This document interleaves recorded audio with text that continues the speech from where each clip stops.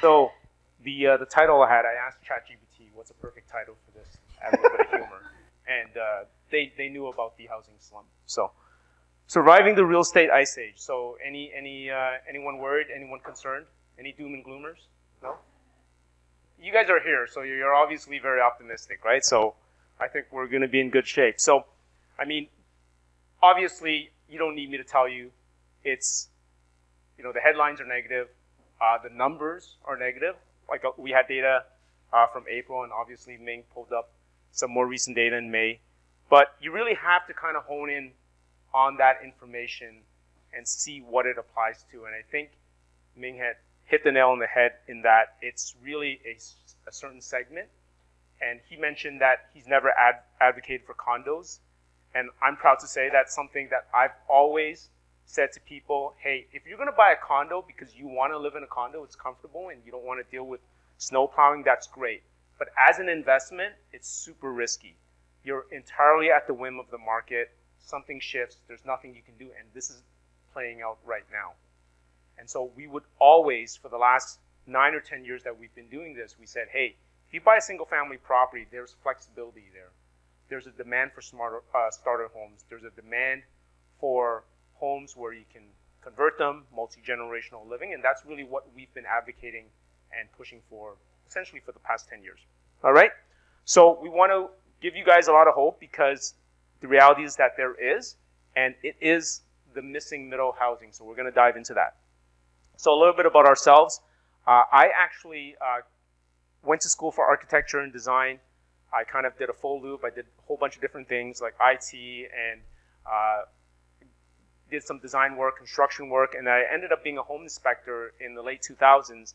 And through that process, it was funny because I studied architecture, but I didn't really understand houses until I went in there and studied them and kind of went into the crawl spaces and basements and see how furnaces work, see how insulation works, that I really understood it. And then when I combined that with real estate investing, when I purchased my first single-family home in 2010 as an investment in Hamilton, that I kind of brought those two together, and I saw that opportunity. I saw where real estate prices were going to go. I saw that demand for more high-density living, and that's something that has been essential for any investor to be able to make the numbers work, right? So when I bought that property in 2010, I was able to rent it out for $1,500. I was still getting a couple $100 cash flow, and of course that's kind of la la land, right? All right, it was $210,000 that I bought it for. This was in Hamilton, 2010. Okay, so you're laughing. Okay, so the bottom line is that we had to evolve with the market, with the strategies, and that's what we've been doing. And when I started this business in 2015, it was all about adding in that second suite. I was known as the basement suite guy because I would help people legalize their unit, do that conversion. And then times evolved, right? Things get more expensive, and then we had to get more creative and do 3 units and other strategies. And then, of course, now we have multiplexes. We have garden suite ADUs, and we're kind of coming full circle now with the missing middle. Okay, right? So this is kind of like the state of the media, the state of kind of what everyone's talking about, right? Like everything is down. Sales are down. Prices are down. It's a real estate bloodbath. This is going to take 10 years to recover, right? Maybe, but maybe not, right? And in my analysis of the data, looking at the data, this indeed, the negativity is happening, but it's a very specific market. And it's really the kind of properties where it was really just investor focused that didn't want to do anything. They wanted turnkey, so they would buy condos that were studios or 1-bedrooms and expecting that it's going to continue to appreciate and be able to rent it out and not have to kind of lift a finger, right? And that would have been a perfect world for them if it kept doing that. But of course, we hit financial reality. And a lot of that is, going backwards right now. And, that could take a few years because there's still more units coming online, but there's not as much absorption. However, the other stuff, the higher not the higher density, but the higher square footage and more bedrooms, those are entirely different story, right? Essentially, anything I would say with 2-3 bedrooms or higher, and single-family homes. Those really have been not as affected, especially if you're closer to the core of not just Toronto, but other cities as well. All right, so looking at some of this data, this is actually from April, and if you kind of, is there a little laser thing here? There is not. There isn't? Oh, okay, all right. No worries. We're obviously on the far right there, sales numbers have been down as low as 2009, right? So we know what happened the year before 2009. And this, of course, right now has to do with a lot of what we're seeing in the condo market, but they kind of lump everything together when you see the sales. Now, the interesting thing that's happening is because of this, right, new construction is at an all-time low. So if you look at this chart here, the red line represents new home starts. So this is everything, right? Condos, single-family homes, rental. Every new housing construction unit in Ontario hit an all-time low, annualized at 39,000 is that red line. The blue is Alberta. So Alberta's annualized starts is higher than Toronto. Their population is like, does anybody know offhand? Like 5 million? 5 million or something, and Ontario is what, 17 million? So we're like more than 3 times our population, yet we have lower housing starts, right? And all the housing starts, not all, but a majority of the housing starts are as a result of a lot of the financing programs that are available. The CMHC apartment loan construction financing and the MLI Select. So you can see essentially the private developer that's really just putting it out there at market rate housing purchases, that's gone, right? Anecdotally, when I go to the builder conferences and I speak to builders, their narrative is, hey, we're just trying to keep the lights on for the next couple of years and try not to lay anyone off. But their pro formas don't work anymore in this market, okay? But those are the guys that are doing the big, greenfield single families, or they're doing the large condo developments. They're not playing in the space that we're talking about here, which is going into a particular site, analyzing it, and looking and see if we can apply that missing middle, right?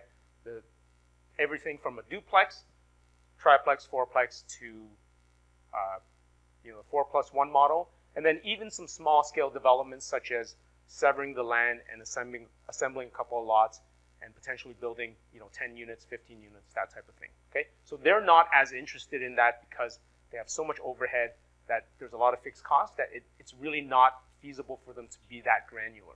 But for a lot of small investors like ourselves, we have the ability to be a little bit more nimble. But it does take work. Cool. All right, so missing middle. Pretty much all construction that's been happening, I would say, in the past half century have been single-family homes on the left there, and then you had mid-rise and high-rise construction, right? We have this huge swath of what they call in Toronto the yellow belt, which is single-family homes, low-rise, detached, semi-detached townhouses that are not, we're essentially saying the land is underutilized, right? And that's because of zoning. And this is not just Toronto. This is every major municipality in North America. This concept applies, right? So you have a lot of groups around North America that advocate for higher density, right? If you look at other parts of the world. And this is what a lot of city and planning departments are finally starting to recognize in North America, is to say, hey, if you have a single family home and you want to keep it that way, that's great. That's your property. But you shouldn't have the ability to tell your neighbor to not do so, right? Because you're not paying your neighbor's bills, right? Unless anyone has their neighbors that are paying their bills. You shouldn't be concerned about what they think, right? Obviously, you should be cordial and you should kind of speak to them and hopefully get their support if you're kind of doing a project. But the reality is that we do need more housing, especially in the the space where we have families desiring 2-3 bedroom types of homes, and that's something that you can provide to help with the crisis, and of course you want to make a profit as well. Okay, so now I'm just going to touch on a few sort of concepts, and Ming's already kind of went through a lot of these things, and these are projects that we work on day in, day out for our clients and for ourselves as small developers as well. So ADUs, garden suites, which is now as of right across Ontario, right? So Provincial Bill 23 permits up to 3 units. The province does permit 3 units on the property as of right. So your main property can have 2 units, and then you can have a detached unit in the backyard. Now, that's the bare minimum that the province has mandated. But the municipalities, a lot of them have gone above and beyond, right? So in Toronto, we're allowed to have 4 units on the main house, and we're allowed to have 1 unit in the detached garden suite ADU. And there are some rumblings that they're trying to push for even 6 units in Toronto. So there's a pilot right now that's happening in my area in Agent Court in Scarborough. I think it's Ward 23, if I'm not mistaken. Is it 23? Yeah, so there's a pilot program right now for 6 units, and I'm speaking to a client who wants to work on that. And so you can see some municipalities kind of going even further, right? We talked about other jurisdictions, like in BC, it's 6 units as of right across the province now. In Edmonton, they permit 8 units as of right. And now, one thing that's interesting is that some people are trying to do 2 units in the base in the garden suite, and there are municipalities such as Kitchener, London, I think a couple others, I think Innisfil, where they allow 2 units. Right now, as it stands right now, Toronto does not permit 2 units in the garden suite. However, there are people that are going through the minor variance process and pushing for the 2 units. Because the financial pro forma runs a lot better when you're building a new structure and you're able to get the rents from 2 units as opposed to just 1 unit. Okay, so I think that's going to be as of right at some point as well. Garages are I think, an overlooked opportunity. We've done probably about a dozen garage conversions. This one was in Hamilton. Very nondescript, wood-framed. It's a single car garage, but it's a bit wider, and it is pretty big in there. It's actually like 450 square feet, and they were even able to add an additional space in there, right? And so this is what it ended up being like. Oh, I'm just gonna make this bigger, so you know. Oh, okay, okay. I don't mind doing it. Oops. Okay. Yeah, so that's what it ended up looking like. I'll show you the before again. Right. Not bad, right? The way I look at it is that if the structure's in good place and the foundation's in good place, that's half of the construction cost for something similar. So let's say if I were to build a 600 square foot garden suite, single story, something like this, if I were to build this from scratch, right? How much is that going to cost me? Depending on the market, right? Maybe somewhere in the neighborhood of, I would say at the bare minimum, 250,000, 300,000, kind of that range, right? So if I'm able to save having to build a foundation and the structure, then that's going to save me quite a bit of money, right? Maybe $100,000, right? But the key thing is that it has to be in good condition. So the foundation has to be in good condition. And so this is the thing, these are things that we need to have a structural engineer sign off on. So all of our dozen projects that we were done here, the city would only accept the permit if we had an engineer to sign off on it. So the engineer would come in and say, hey, this slab looks great, the structure looks great, whether it's a wood frame or concrete block structure. I have no problems with this. You have to do this and this. And some would say, hey, you know what? This is in pretty rough shape, but if you redid the framing here to remove some of this rotted structure, report a portion of this slab, we will sign off on it, make sure you have the insulation. And then we've had cases where like the garage is just leaning and it's like there's no point, right? Like you're just gonna have to tear it down. The one benefit of doing a garage conversion, if the garage was put up legally, whenever that was, like 10, 20 years ago, if it was put up legally or even longer, right? You're not subject to the bylaws as they currently are. So if you build a garden suite, you're required, for example, in Toronto, you're required to have a 5-foot setback in the back or in the side of the house. Now, a lot of these garages, they're pretty much right up against that fence, right? They might be one foot. And because because it was built legally and now you're doing the conversion, you're not required to comply with those bylaws, right? Whereas if you tear it down and you build new, then you are subject to the bylaws. So sometimes, so we all know about the 4+1 special in Toronto.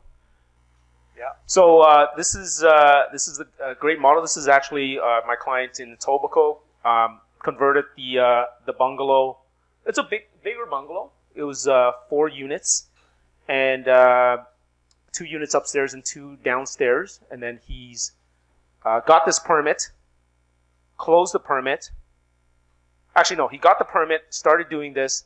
We submitted the permit for the garden suite, and before the permit for the garden suite was issued, he closed his permit. Right. Otherwise, so this is what's being built right now. So they're just framing it up, and I think they're going to get it wrapped up sometime in the summer. Okay. So why does 4+1 make sense? Okay. So in Toronto, as of right build. So as of right, everybody know what as of right means? Yeah. Okay, so as of right means you're doing everything within the bylaws. You're not asking for any special permission. You're able to get the required setbacks. So if they're saying the setbacks have to be 5 feet, you do everything according to the bylaws, then there's no special permission. You can do the 4+1, right? Your grumpy neighbors can't stop you. Is essentially what this is, right? Yes, your neighbors can't stop you. And I mean, these days the environment has changed a lot compared to when I started, where every little thing, like you would go to minor variance and ask for a 6-inch exemption of the parking, and you would have throngs of neighbors showing up with pitchforks trying to stop your project, right? But the environment has changed a lot, especially the cities recognize the importance of what we're doing here. So yeah, so that's essentially what it means. You can do 4+1 as long as you're able to comply with everything. Now, if you're not able to comply with everything, and you need to get a minor variance, and if you have the time available, I think it's still a worthwhile cause if you really want to do a little bit more, right? So the example I gave you guys earlier was if you want to do a basement suite in the garden suite, then you have to go through that process, right? Or if you want to build something a little higher or something a little bit larger because your site's a little bit larger. If you have the time available, you're not in a huge hurry, sometimes it does make sense, right, to go through that. Sure, you might have neighbors that are going to object to that, but it's not a big deal because, these days, like I said, the cities are a lot more progressive towards wanting to get more housing units, right? Now, it's different if you say, hey, I want to build this garden suite and I want it to be 3,000 square feet bigger than the main house and I want this, to be a palace, right? That's different, right? So the thing is that it has to be actually a minor in nature, okay? So DC exemptions we talked about. So 4 units is going to be exempt from development charges, and then when you get to 5 units, you have to get a little bit creative sometimes in terms of how these things get issued. Then as we get into 5 units, there's commercial financing available, and then of course the MLI Select program, where if you design it and build it in a way that helps for energy efficiency, accessibility, and affordability, you can get very favorable terms, right? So will you be touching on the... Oh, there you go. I was just going to ask you, you're going to talk about MLI Select. I saw you were ready to ask me. I had to switch the slide. Okay, so yeah, potentially up to 90%, 95% loan to value. Usually at the beginning, during the stabilization period, it is going to be 75%. So you are required to kind of get the project going, but then you go during the refinance process. Once you have all of those things met, potentially 50-year amortization, below prime interest rates, so probably sub 4% at today's market, and yeah, so it's eligible for 5+ units. I'm not going to really get into this too much detail, but you guys know about the major streets policy. All right, so I was at the Missing Middle Summit 2 or 3 weeks ago, and Brad Bradford was there, and he's a counselor doing a lot to push for the type of density that we need. And he was speaking to the housing committee, and they said, why are we setting these caps? Like, why is 30 units? What's an arbitrary number, 30 units? It really should be what's going to be suitable for the site.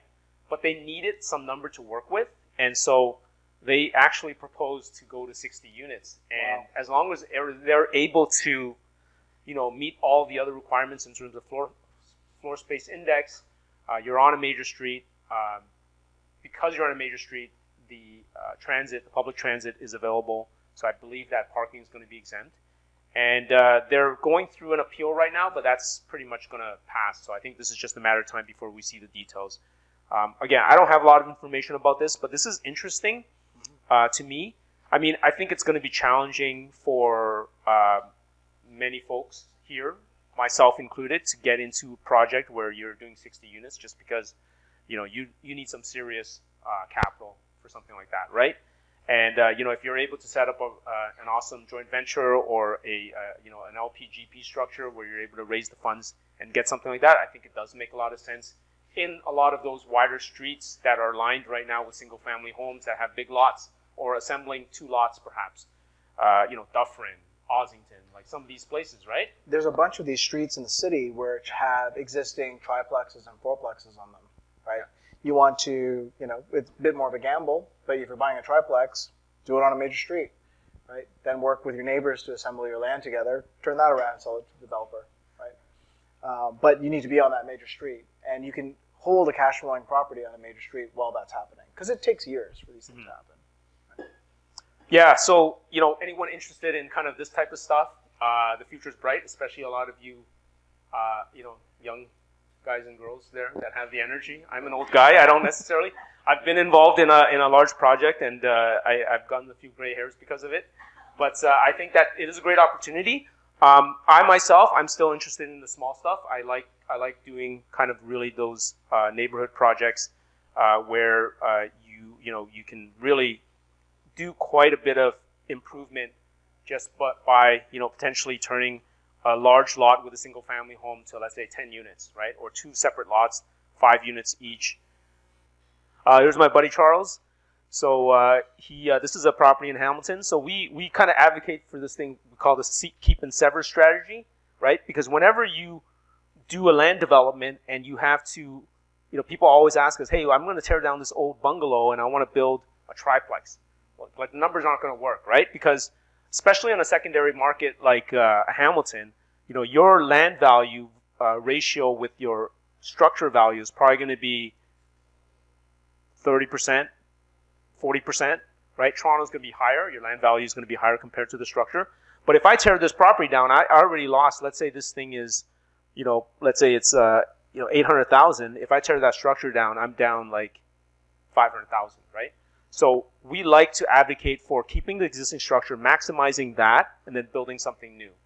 The financial pro forma always works better if you can keep the structure, improve it, right? So in this example, it's an interior lot. I think it's an interior lot, and he's going to sever down the middle. He already got the approval from the city. He's going to build there. He's going to try to convert that to a fourplex. So I'll show you what it looks like on the next slide here, right? So this is the property. There's an old detached garage. They actually already tore that down, and this is the existing house there. They're going to try to convert this to a fourplex, and they're going to build something new, right? So what used to be a single-family home could potentially be 8 units. So that's the maximum, as of right in Hamilton right now, is 4 units per lot. Yeah, and when you understand it, and when you see the potential, you're not competing with the average person anymore. You might even be able to go higher than them in terms of what their price points are, because you can see the potential. Yeah. And you've run your risk analysis, right? And you can say, at bare minimum, I'm going to be able to build this, right? Whereas they're looking at it like, if it's for their own use. Because some people get emotional and they're going to overpay, but they're going to overpay based on a certain fixed usage, which is maybe for their own family or maybe as a very simple duplex rental unit.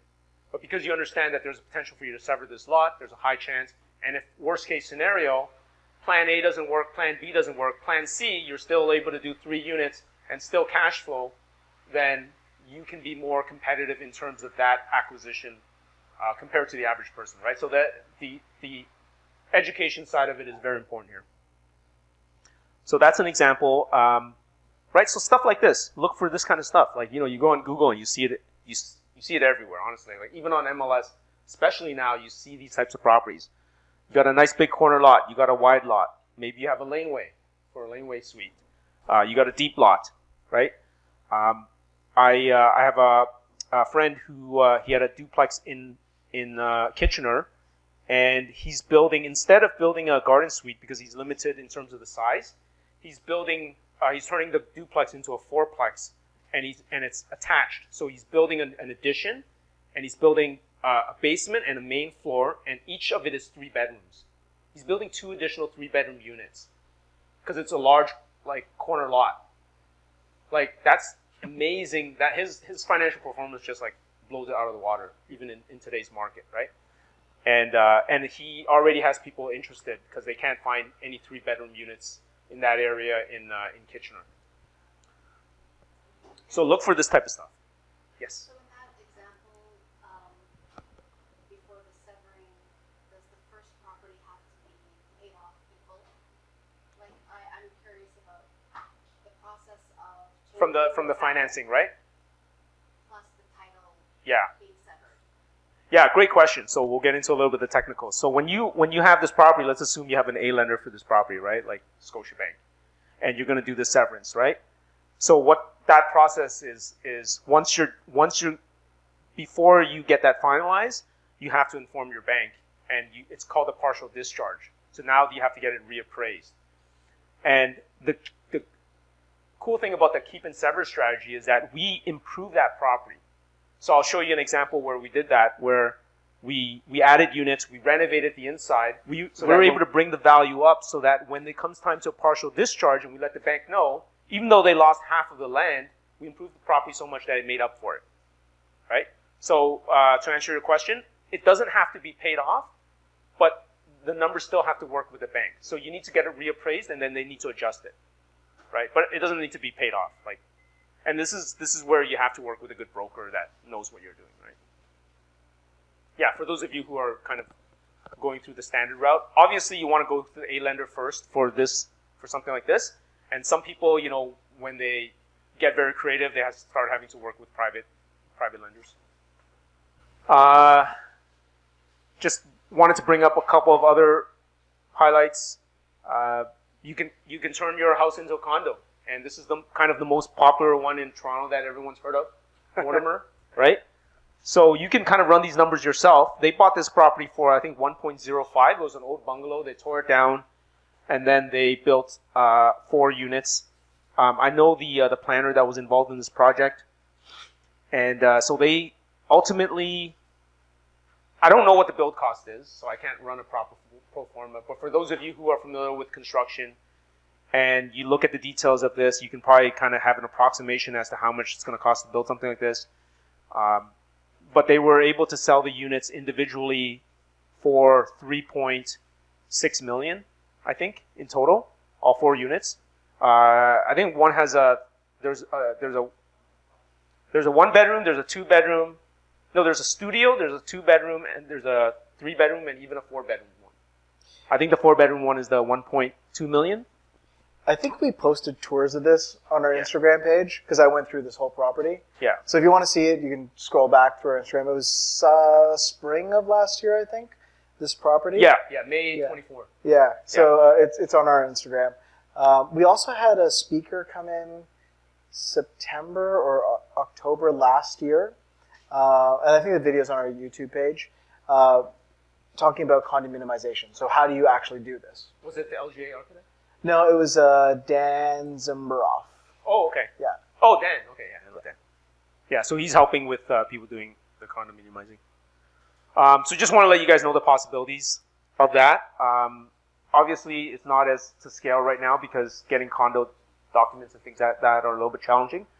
But this is probably coming down the pike. I would say, whatever you work on, don't compete with those, micro condos, studios, and 1-bedrooms, right? I would say go at least 2 bedrooms. 3 bedrooms if you can, right? Because people are either going to use it, for that extra 3rd bedroom for their kids or as an office, right? Remote work. So I would say always try, this was the garden suite we built in Brantford. We have 2 bedrooms there.